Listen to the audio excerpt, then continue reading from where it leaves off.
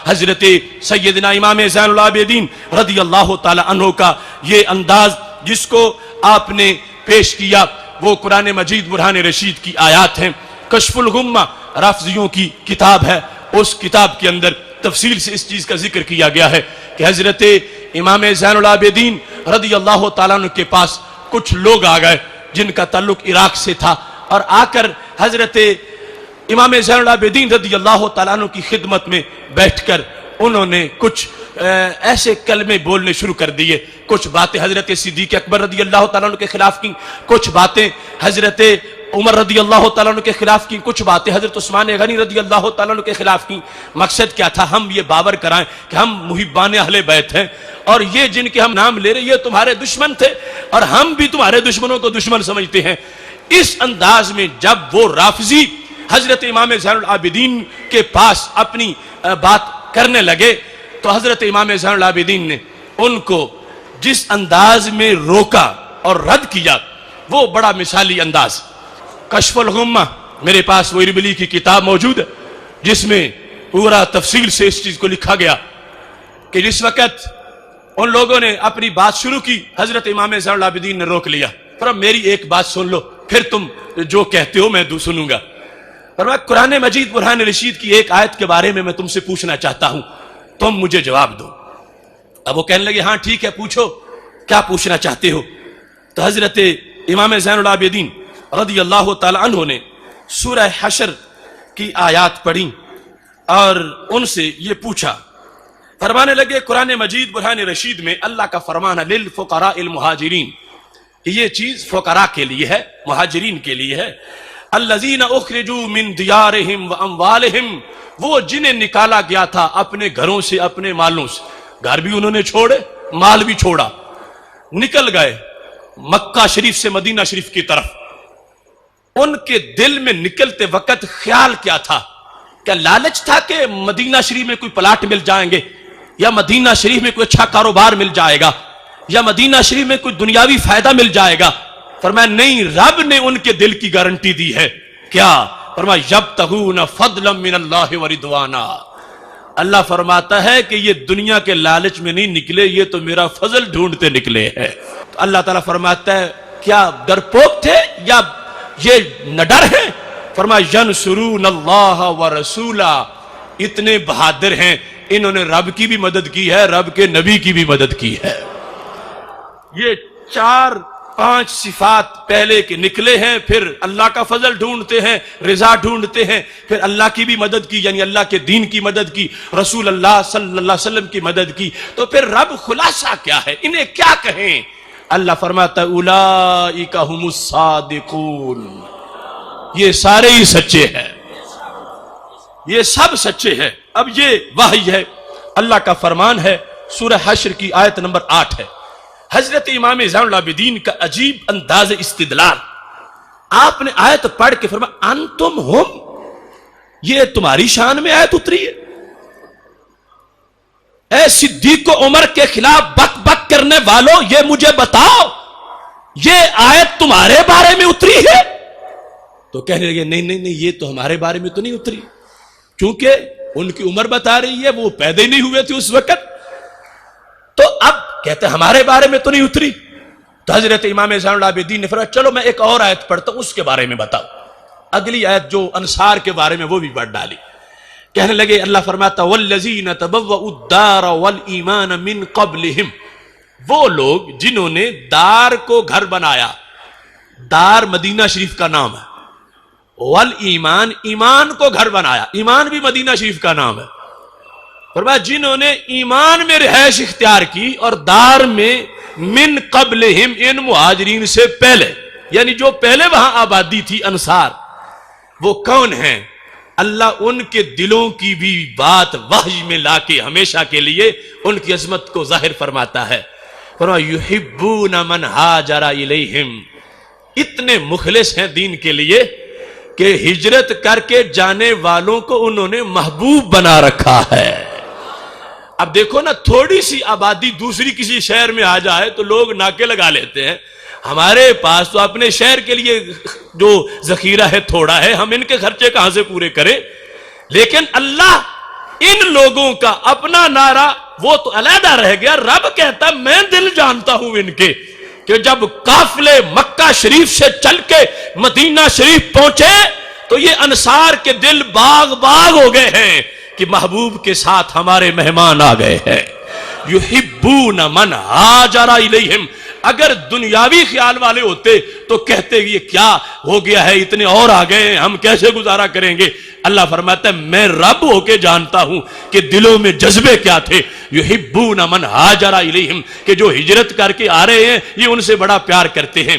پھر ولا یجدون فی صدورہم حاجۃ مما اوتوا ویؤثرون علی انفسہم ولو کان بہم خصاصہ، فرمایا انہیں جو کچھ دیا گیا ان کے دلوں میں مال کی کوئی رغبت ہی نہیں ہے، اور جب موقع آتا ہے تو یہ اپنے آپ کو پیچھے رکھتے ہیں، اپنا مال اپنے مہاجر بھائیوں کو دے دیتے ہیں۔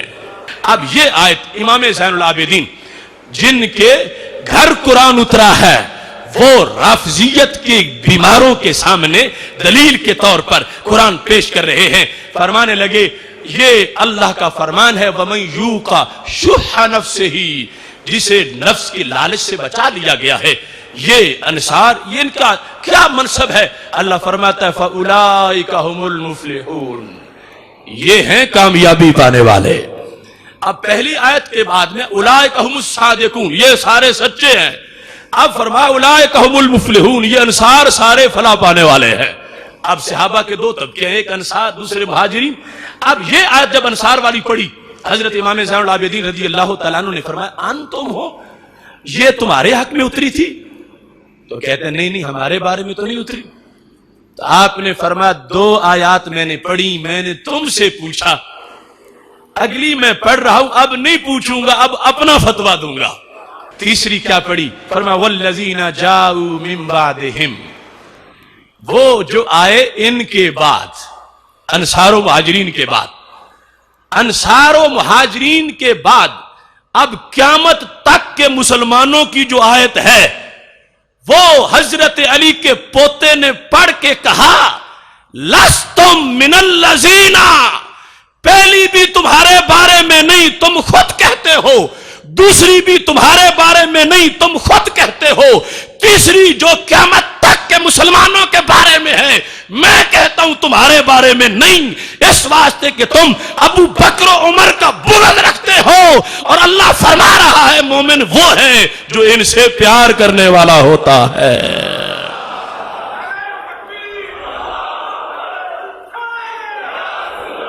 کیا والذین جاؤوا من بعدہم، جو آئے ان کے بعد، کہتے ہیں وہ کیا کہتے ہیں، ان کا ایمان کیا کہتے ہیں، یقولون کہتے ہیں ربنا اغفر لنا، اللہ ہمیں بخش دے، ولاخواننا الذین سبقونا بالایمان، ہمارے ان بھائیوں کو بھی بخش دے جو حالت ایمان میں سبقت کر گئے، پہلے چلے گئے۔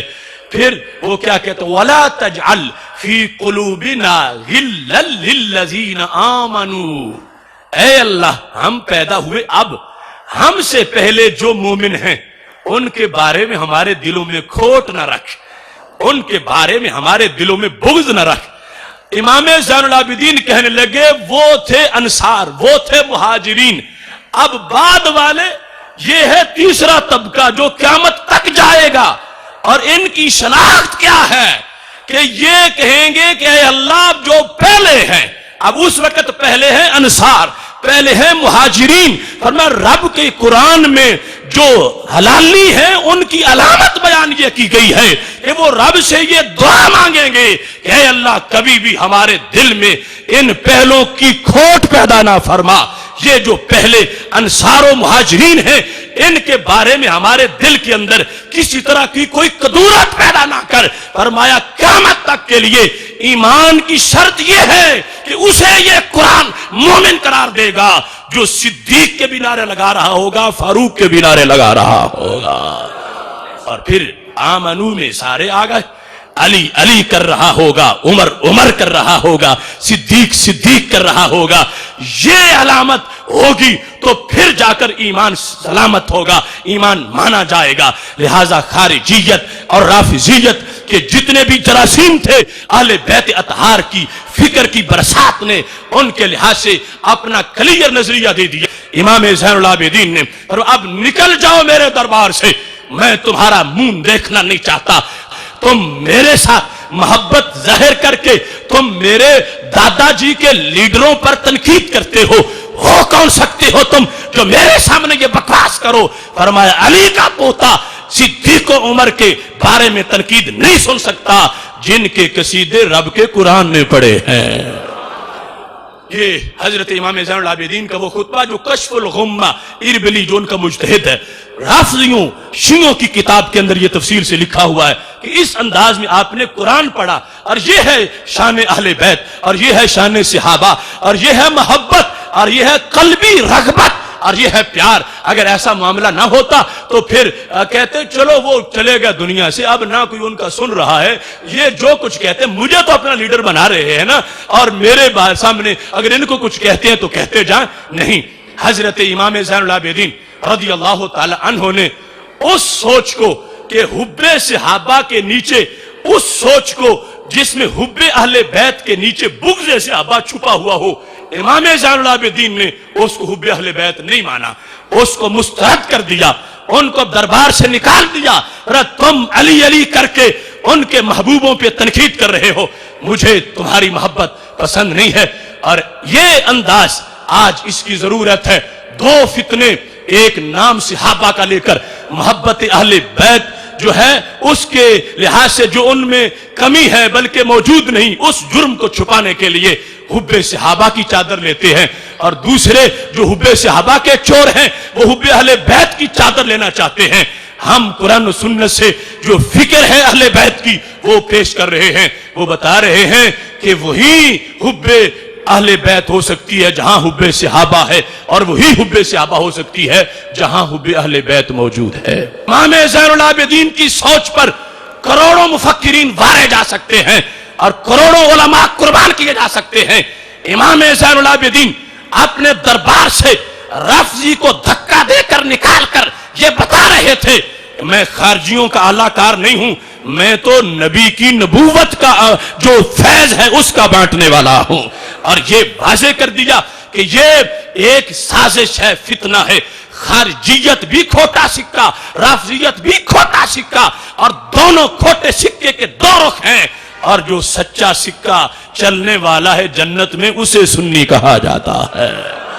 آج کوئی رافضیت سے پینگے چڑھانے کے لیے خارجیت کی وارننگ پر کہے کہ چونکہ خارجیت کا خطرہ بڑا ہے تو میں رافضیت کی گود میں بیٹھ گیا ہوں، ہم کہہ رہے ہیں جیسے خارجیت فتنہ ہے ایسے رافضیت بھی فتنہ ہے۔ اہل سنت کے لیے یہ جائز نہیں کہ رافضیوں سے ڈر کے خارجیوں کی گود میں بیٹھے یا خارجیوں سے ڈر کے رافضیوں کی گود میں بیٹھے۔ ہمیں کسی کی گود میں جانے کی ضرورت نہیں ہے، ماہ مدینہ اپنی تجلی عطا کرے۔